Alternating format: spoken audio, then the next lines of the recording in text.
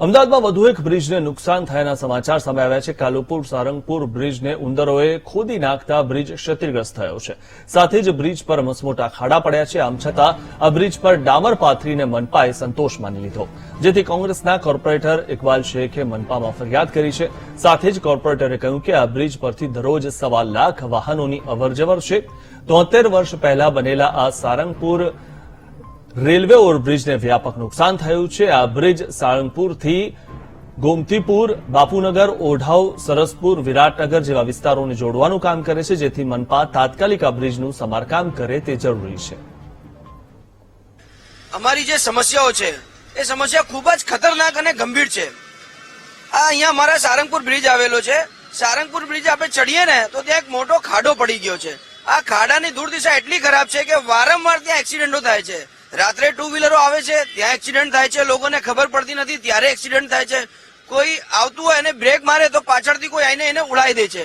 અને આ એટલી ખતરનાક સ્થિતિ છે, જેથી કરીને અમે વારંવાર કોર્પોરેશનને જાણ કરી છે, અધિકારીઓને જાણ કરી છે, પણ કોઈ અમારી ઉપર ધ્યાન આપતો નથી। અમે એટલા કંટાળી ગયા છે, પછી જયારે રાત્રે અહીંયા અકસ્માત થાય કે કોઈ એક્સિડન્ટ બનાવ બનતું હોય ત્યારે આ સિચ્યુએશનની અંદર અમે મજબૂરન અમારે અહીંયાના સ્થાનિક કોર્પોરેટર ઇકબાલ શેખ છે, અમે એમને બોલાવીએ છીએ।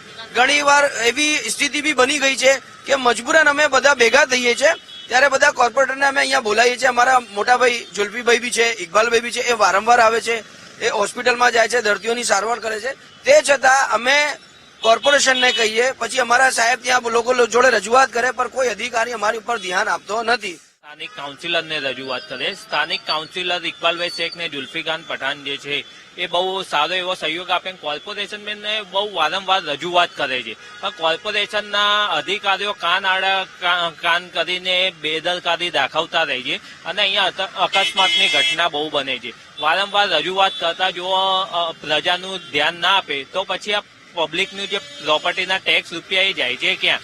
ખોટી સત્તાંગ ખોટો દેખાવો જે થઈ રહ્યો છે એ આવા જગ્યાએ થાય અને લોકોનો જીવ જોખમમાં ના મુકાય, એવી અમે તમારી टीवी माध्यम से हमें जानकारी માટે एक रजूआत करिए। आ रहा था ऐसे मेरी फैमिली के साथ, आना गड्ढा आ गया, वहाँ मैं फैमिली लेके गिर गया, मेरी फैमिली को चोट लगी। यहाँ कोई ब्रिज पे कोई अधिकारी ध्यान नहीं दे रहा है। इकबाल शेख के पास गया, बोला मैंने, इकबाल शेख ने ध्यान दिया, बोला करा थोड़ा, और बुलाया इकबाल शेख ने सबको, दिखाया उनको सब अधिकारी पे, लेकिन दूसरे अधिकारी ध्यान नहीं दे रहे हैं। इकबाल भाई ध्यान दे रहे हैं, थोड़ा उनके पीछे कोई आ नहीं रहा है।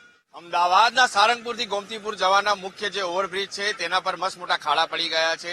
સ્થાનિકોની અનેક રજૂઆત છે કે જે ખાડા છે તે પૂરાતા નથી, તેના કારણે છે રાત્રે અકસ્માતની જે ઘટનાઓ છે તે ઘટતી હોય છે। બ્રિજ પર જે ખાડા પડવાના કારણે જે વાહન ચાલકો છે તેને ઘણી હાલાકી પડી રહી છે। આપ દ્રશ્યમાં જોઈ શકો છો કે જે બ્રિજ છે તેના પર જે ઉંદરો દ્વારા જે છે આ ખાડા પાડવામાં આવ્યા, તે સ્થાનિકોનો આક્ષેપ છે। તે કહી રહ્યા છે કે રાત્રે જે વાહન ચાલકો હોય છે, જે ટુ વ્હીલરો હોય છે, તેમને અકસ્માત થતા હોય છે। જે ખાડો છે તે દેખાતો નથી, તેમના કારણે તેમને ઈજાઓ થતી હોય છે। વિવિધ પ્રકારની જે અકસ્માતની જે ઘટનાઓ છે તે ઘટતા સ્થાનિક જે કોર્પોરેટર છે, જે વિપક્ષના ઇકબાલ શેખ, તેમના દ્વારા પણ રજૂઆત કરવામાં આવી હતી કે આ જે ખાડા છે તેના કારણે અકસ્માત થાય છે। કોર્પોરેશન છે તે આ ખાડા કામ કરી રહ્યું તેવું એમનું કહેવું હતું। ત્યારબાદ આ જે ખાડા છે તે હાલ પુરાયા નથી। કોર્પોરેશને હાલ કામગીરી શરૂ કરી હોય તેવી જે ચર્ચા ચાલી રહી છે, પણ હાલ જે કામગીરી થઈ નથી। અને આપ દ્રશ્યમાં જોઈ શકો છો કે જે ઉંદરો દ્વારા મસ્ત મોટા ખાડા પડ્યા છે તેના કારણે સ્થાનિકોને હાલ હાલાકી પડી રહી છે। કેમેરામેન આશિષ બોડિયા સાથે બળદેવ બ્રહ્મક્ષત્રિય, વીટીવી, અમદાવાદ। પંચમહાલના